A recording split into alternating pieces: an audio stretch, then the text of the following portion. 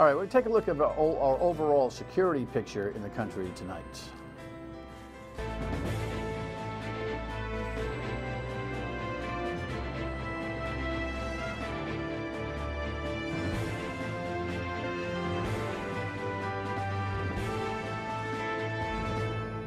The Dan Yorke State of Mind program is brought to you in part by Lookout Rhode Island and Takeo Comfort Solutions.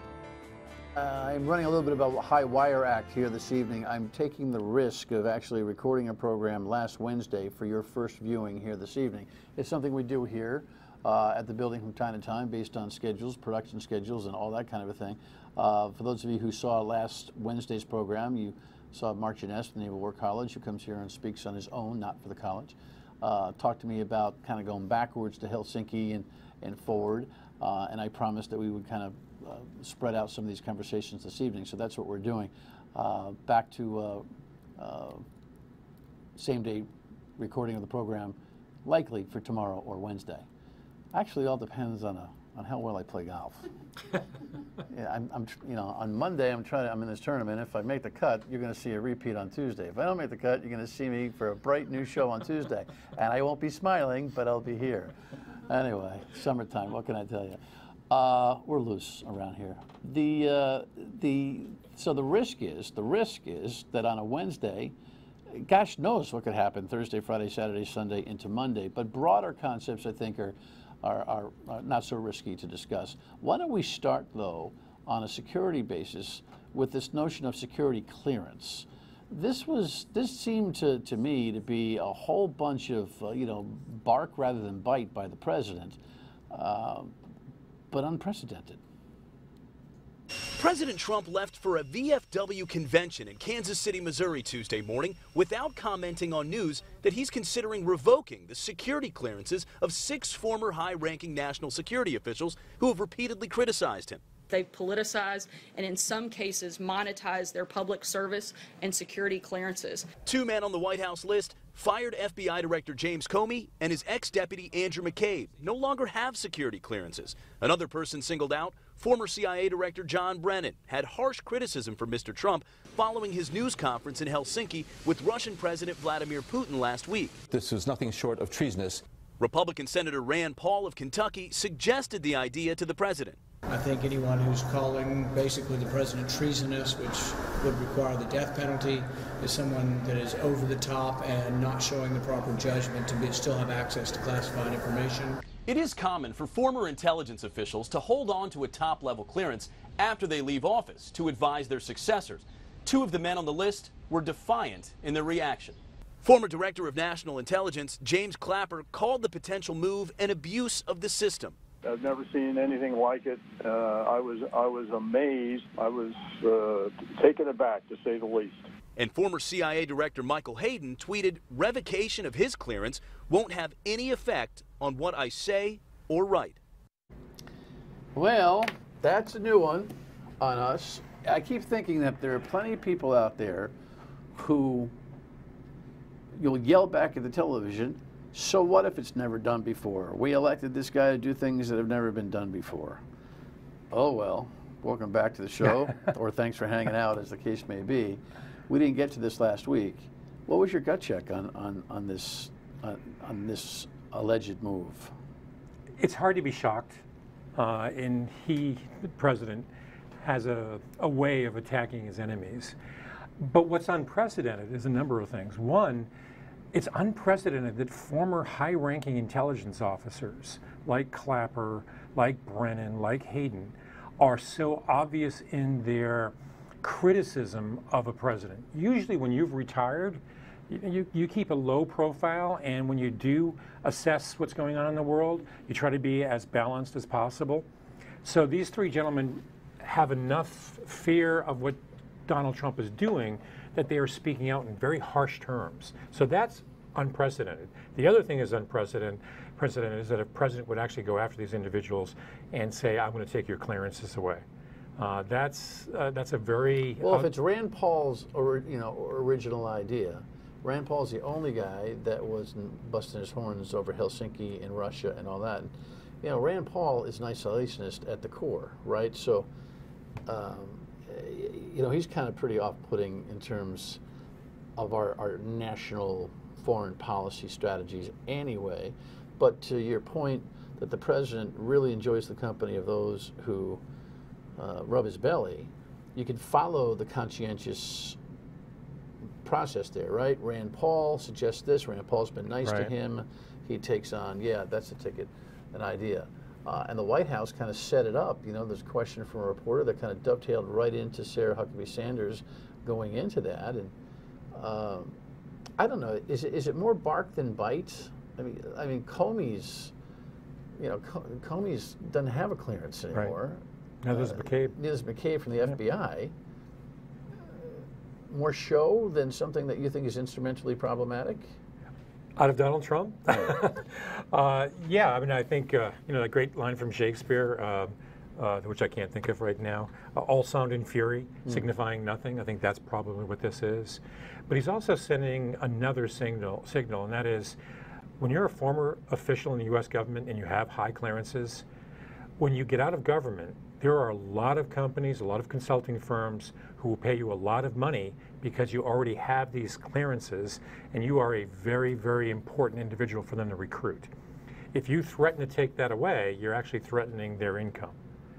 So I think that's the message that Trump is trying to say. Yeah, in this particular case, these guys, though, seemingly are more media involved than they are corporately. I think they're both. Oh, they're both? Yeah. They're making as much money on the side advising companies as they are. They're usually on boards of large companies and consulting firms. It's interesting that you mentioned that it's kind of unprecedented to have the retired or former intel community so aggressive with him. Right.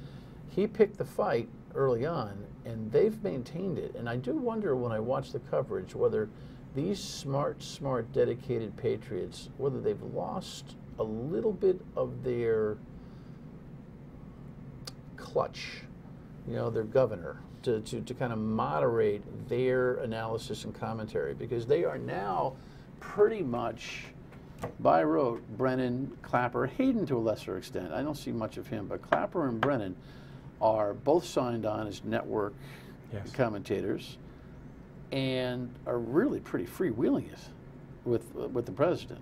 I was shocked, and I've listened to Brennan many, many times, that he used the term treason.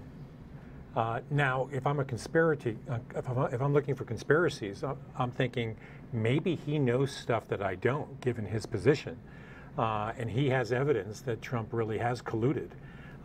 That's the first thing that people think of when you hear Brennan saying treason. He wasn't just referring to his comments toward Putin and Helsinki. I think he was looking at it in a broader perspective. So you can understand why the Trump administration is firing back. I mean, you call a president treasonous, what else do you expect the president to do but to go after you in a personal manner? All right, so how does this affect our world security issue when former intel officers are battling with the president in this way and he's punching them in the nose? What does it do to our persona, relationships with other countries, if at all? That's a really important question. I think the last year has done more to strain the U.S. influence globally than in any other year in the last 20th century, in the 20th century or 21st century, last 100 years at least. And the reason for that is you see internal strife within the executive branch of government between the commander-in-chief and the intelligence agencies, and strained relations within DOD as well. And so you have our allies going, whom do we believe? Do we believe the president's tweets, his speeches, which are more moderate, or what's coming out of the Defense Department and the Intelligence Department? This is not a unified body that's proposing a single policy or strategy toward the rest of the world. These are conflicting views. Do you think we've had a history, even though we've had political transitions from one party to the next, that the intel community, the relationships that the intel community have, not only internally but externally, have always been kind of, you know, the consistency of purpose for the country's foreign policy, for the most part, has remained intact, and that's been a steady thing for allies. And now that this thing is kind of unraveling, it really is something they can't figure out? Well, if I'm a foreign leader, particularly an ally, and I'm going, the president's getting hard intel verifiable information, facts, and he's choosing to ignore those facts. You're talking about Russia. Right, against an adversary like Russia, then what else is he ignoring? Is he ignoring something about Kim Jong-un?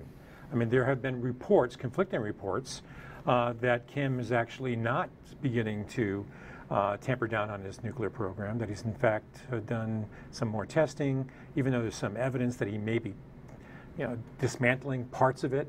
And given Kim Jong-un and North Korea's history of cheating, if I'm an ally of the United States, particularly in Asia, I'm wondering, can I depend on this guy? One minute he says something, and then the next minute he's best buddies. Is he going to attack or is he going to hug? But how does? We'll get to that next segment. What is this Intel, former Intel security clearance flap, and their ongoing behavior? The final message to our allies and even our adversaries is the place is a mess. Yes. Yeah. Yes. Who do I believe? Yeah. All right. When we come back, is there anything happening in North Korea, or is that just a worldwide one-night stand? Stay with us.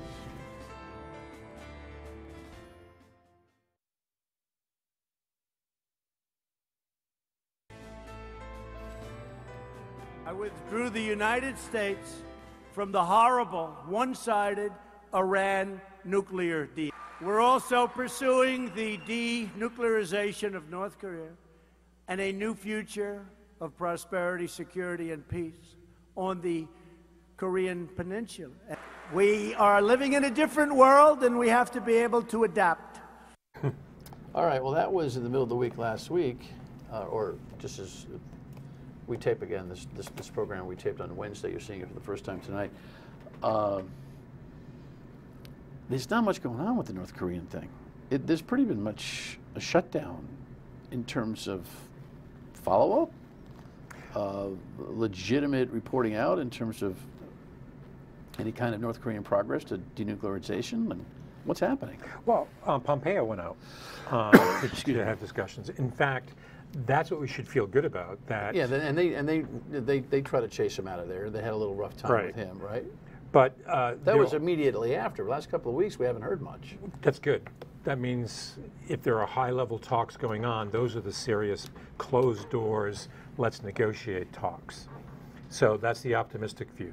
Yeah. The pessimistic view is nothing's going to happen, and the Trump will come out later and say, okay, we're going to have to put more pressure on it, and then heighten tensions between the two countries. But for now, let's just wait and see. Hearing nothing in the news is actually a good thing right now. Was the actual visit good enough for him? In other words, the transactional nature of Trump, to be able to just, for some reason, he thought it was a big bonus to be able to sit with Kim Jong-un when it's really their bonus, not ours. But the idea that he was able to meet with him one-on-one, he was able to meet with Putin one-on-one, is just the idea that he's out there meeting one-on-one enough juice for him to feel like he's accomplished something? Well, this is a man who made his name on stage, right? On television, reality TV. This is a person who's literally, whose name adorns every building he's built. So for him, it's capturing the spotlight is the most important thing, and that would go along with a personality that tends toward narcissism. Right? If you're the center of attention, then you're happy. When you're not the center of attention, then you try to get to be the center of attention. Right. Well, having a big meeting is center of attention, but does his interest, who knows, does his interest in the actual issue wane if it's not full of heightened coverage? Well, that could be a good thing, right? He goes, sets the stage, has a dramatic meeting, right? And I'm being as optimistic as I can here. Has that great meeting, gets things rolling, and then he leaves it to the experts to negotiate. If that's the plan, that's not the worst plan I've ever heard. The problem is you usually do the negotiating before you set the stage, before the president arrives. Right. So now he's reversed it. On the other hand, we have failed in our negotiations with the North Koreans for 40, 50 years. So trying something different is not necessarily a bad thing. How does the North Korean situation impact Iran? We talked last week about Iran, burping up threats, the president trying to slam it down, step on their neck with capitalized screaming tweets, why I oughta, you'll never see any reaction like this ever again, blah, blah, blah, blah. There's the actual tweet. Thank you, Eric. But you know, I'm learning just through my own cursory research that Iran has really stepped up its cyber capability. Yes. That Iran and Russia that Iran is not getting as much attention for its cyber capability as Russia is because of the whole political aspect of that investigation. A, is that true? And B, how worried should we be about that? We are really vulnerable to cyber attacks. Remember, this is a relatively new technology that now Americans are completely dependent on. I mean, try to take a smartphone away from your teenager. I mean, that ends their life. And then if you realize that everything is on a grid now and everything is controlled by computers, then cyber warfare is a very cost-effective way to create a lot of havoc and damage against an adversary. So we should be very, very concerned with that. On the other hand, Iran is in a desperate economic situation right now. The Trump administration is putting pressure on the Europeans not to trade with Iran at a time when the Iranians need trade more than any other time. So that it is possible that the convergence of tough rhetoric, sanctions, and a whole series of other things will put enough pressure on Iran. But let me put it this way: if I was advising Rouhani, the Prime Minister of Iran, if I was advising him, I would say it's time to come out and say nice things about Donald Trump. It's time to come out and throw a couple of bones to the Trump administration to say, yes, we understand that you're serious. We'll do A, B, and C, and then Trump will back off. He'll declare victory, and the Iranians then can go about doing what they did in the past, which is cheat. So that's what I would advise them to do, because that seems to be what Kim Jong-un did, and it worked quite well, at least in the short run. I hate to be advising an authoritarian regime like Iran, though. Right, but it's a strange time. We come back, some domestic international trade policy and like, how does that affect our overall security? We'll talk about that next.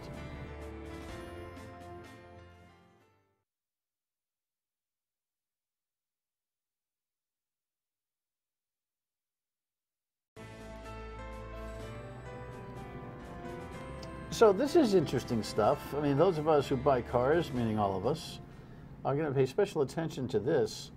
Trade in general seems to be what Donald Trump thinks he's best and smart at, right? So he's done all sorts of things here. We'll talk about what's happening with the farmers in a moment. But tell me what you think this potential 25% tariff on car imports does. Well, this is the dispute with the European Union. And remember, the European Union keeps its markets relatively closed to a lot of American goods, particularly agricultural goods, dairy and beef and things like that. That's why everything tastes so good over there. Yeah, right. No, well, they have an easier challenge. Yeah, less population, right. You know, right? The regulations aren't quite what we have over here. There's a lot of crap we put into our food to keep the food chain healthy, right? Right, but they also use it to keep their market as closed as possible. Okay. I mean, so it's strategic as opposed to just health issues. Yes. Okay. So what Trump is trying to do is say, okay, I'm going to put tariffs on your cars because you put quite high tariffs on ours. And with regard to cars, the tariffs are much higher in Europe on American cars than we have on European cars back here. So again, the issue is correct. But we love our European cars. Well, those of us who can afford them. Right, yeah, right. Right. You know. But the key here is that he is starting a trade dispute with every single major trading partner that we have in the world. With a bigger picture savant strategy in mind, or just? I don't know how you tie Canada, the EU, and China, as well as Mexico and South America together, and do so simultaneously. You're asking for a global, Smoot-Hawley tariff situation where it helped cause the Great Depression. If you're going to target trade, then what you do is you target the worst offender, and in my opinion, it's clearly China, with them stealing intellectual property, with them closing their markets, and forcing other countries to actually give over the technology to operate in China. These are all gross violations of the World Trade Organization. So if you're going to target someone, target China. But why target everyone at the same time? To me, that's a highly risky strategy and one that's bound to backfire, and more importantly, it's bound to take a hit on the American economy, which is sailing along quite strongly right now. Right. I don't know why he's messing with it like he's messing with it. Let's talk about the farmers. The farmers are, at least at press time, we're recording this show from last Wednesday. Gosh knows what's happened by Monday when you see this. But now Trump is talking about replacing the money, you know, giving, you know, another $12 billion to the farmers, actually paying them a welfare check for the harm that's been done by the policy that he put in place. Whoa. And that's as antithetical to Republican principles right? as you can get. And you, for the I went to war on soy, you know, and corn and everything else. Okay, now my guys are getting hurt. Didn't think that was going to happen, but that's all right. We'll just pay them. But my policy still is still smart. I'll be surprised if it gets through Congress. And I think. So he's going to have to pull back. But that's okay, because what he's done is he's proposed it to say to the farmers and others, "I'm in your camp." Maybe Congress isn't as supportive as I am. No. He's got to pull back with the program. I'm not talking about the payoff. I'm talking about the actual trade war that he's involved in here. Somehow, right? If the new moves that he has made has created such a economic duress for the farmers, he can't continue to do that, especially if they don't pay them out. He believes in brinkmanship, so he's going to try to push as much as he can in the hope that, and the Europeans are actually negotiating now, that Europeans and other countries will back down before he has to cross that Rubicon. That's, again, very high-risk strategy that this president's willing to take on every issue. Well thought out and high risk, or just high risk? I'd hope it's well thought out, but I haven't seen evidence of it. And what does it do to our security, both with our allies and others? And again, it damages our relationship with the allies. President Trump has an uncanny knack for identifying true problems, true issues. And unfair trade practices has been a big problem for the United States for 20 years. The rhetoric hurts. Is there a kind of a problem with America in that we pay attention to Michael Cohen, the tapes, the salacious stuff. The real stuff that we ought to be evaluating this presidency on is this stuff, correct? Absolutely. But, as Aristotle said, democracy gets the government it deserves. You know, it reflects what we are interested in, and so does the media. And instead of leading us and educating us, they're giving us the kind of drivel that, unfortunately, Americans soak up. We love it. Until you know what hits the fan. Right. With the exception of this show, of course. With the exception of what? This show. Yeah. Sort of. See, rub the guy's belly. Doesn't matter who he is. He goes, oh, thanks. Thanks, appreciate all the time. My pleasure. Quality time over a couple of weeks. When we come back, we'll tell you what's up for the rest of the week. Stay with us, please. All right, so you're seeing this program on Monday. I may have an original program for you tomorrow night. I may not. But hey, you know, just some and what, huh? But we know this, the state treasurer will join us on the Wednesday program, so make a note of that. We'll also try to follow up on what the issues are with the nurses' strike from last week and whether or not there's some progress being made for the long haul. All right, thanks very much for watching. Enjoy your summer Monday evening. And don't forget, tune in weekdays 3 to 6 on WPRO for the radio program. And dial in. Let me know what you're thinking. Good night.